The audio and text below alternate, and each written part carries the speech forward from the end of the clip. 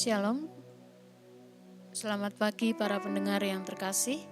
Pada pagi hari ini mari kita bersama-sama merenungkan firman Tuhan yang saya ambil dari kitab Yohanes pasal yang ke-12 ayat yang ke-24.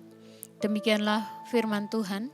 Sesungguhnya jikalau biji gandum tidak jatuh ke dalam tanah dan mati, ia tetap satu biji saja.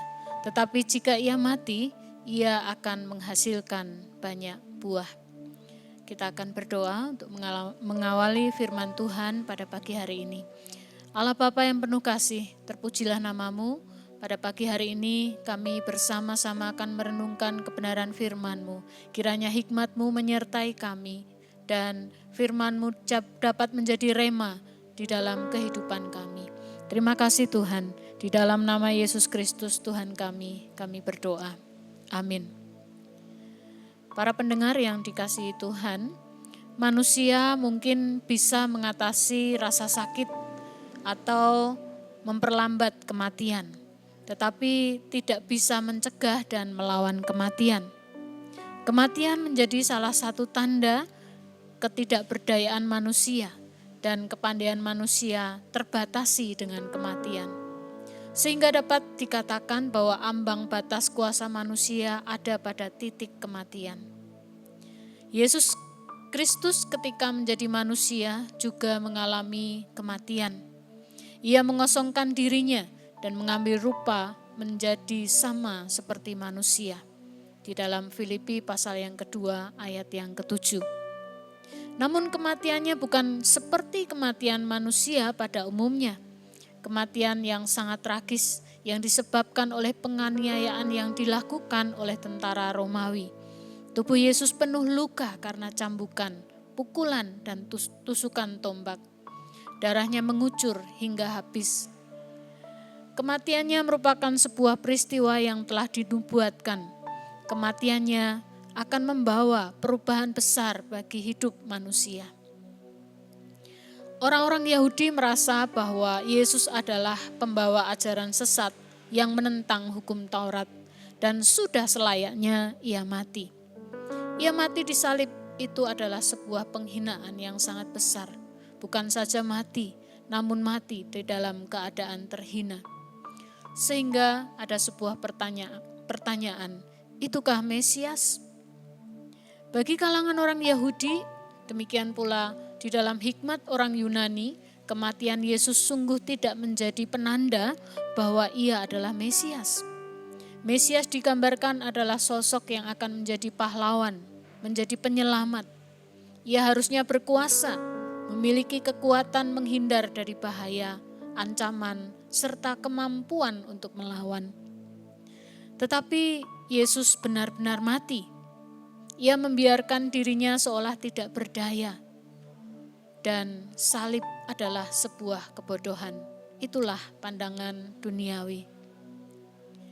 Para pendengar yang terkasih, kita saat ini sedang merayakan bagaimana kematian Yesus. Hari di mana Yesus Kristus mati tergantung di atas kayu salib dan kemudian dikuburkan. Hari sengsaranya sungguh menjadi sebuah hari keagungan baginya. Keagungan yang dicapai dengan menempuh jalan kematian terlebih dahulu.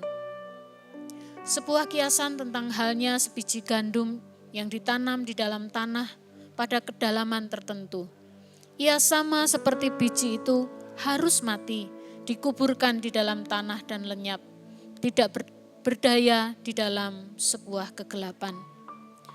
Pada waktu yang sudah ditentukan bahwa biji di dalam tanah itu akan mengeluarkan tunas, hijau, segar, berkembang dan tumbuh pesat. Ia tidak lagi satu biji, namun akan menghasilkan kehidupan bagi benih-benih lain yang lebih banyak lagi. Para pendengar, Kristus digambarkan sebagai biji gandum, benih yang berharga dan sangat membawa manfaat. Kematian dan kebangkitannya menandakan kehidupan baru dari sebiji gandum yang mati namun hidup kembali. Para pendengar yang dikasihi Tuhan, Yesus Kristus harus menyerahkan nyawanya sendiri kepada maut. Kematiannya ditujukan untuk menghidupkan banyak orang. Ia mati, namun ia bangkit dan hidup kembali. Ia menang atas maut, ia menang atas hukum alam. Kematiannya membawa banyak orang kepada kehidupan yang sesungguhnya. Manusia yang telah mati akibat dosa dapat memperoleh hidup yang kekal.